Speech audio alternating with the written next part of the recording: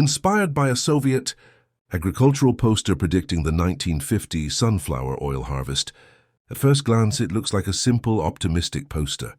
A farmer, a sunflower, and a bright Soviet sky. But this image is not about beauty.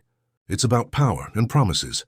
This striking Soviet poster was created to celebrate and advertise the agricultural goals set for the upcoming year of 1950. In the center, a strong, determined female farm worker raises an enormous sunflower, symbolizing not just a crop, but a national achievement. Because in the Soviet Union, agriculture wasn't simply farming. It was ideology. It was identity. It was proof, or illusion, that the system worked. Sunflower oil had become one of the USSR's most important food products. It was cheap to produce, essential for cooking, and heavily relied upon in the daily lives of millions. So when the Soviet government predicted a massive harvest, it wasn't just economic news, it was political messaging. Posters like this were designed to inspire confidence in the 5-year plans, ambitious programs meant to transform the Soviet countryside.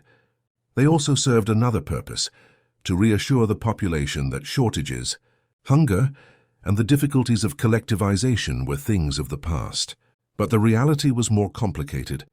During the 1930s, forced collectivization had caused widespread famine and suffering. Productivity fluctuated.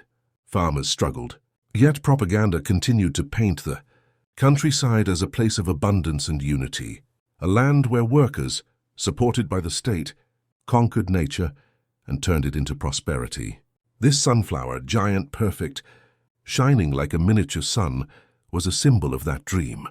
It represented a future where the fields were endless, the harvests were overflowing, and the Soviet citizen could rely on the state to provide.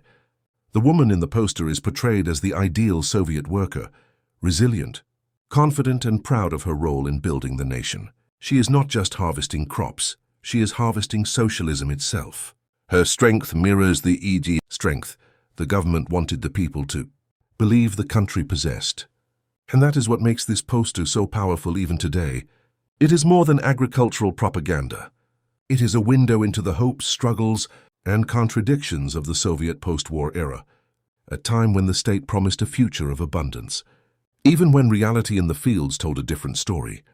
In that tension, between promise and truth, lies the real meaning of this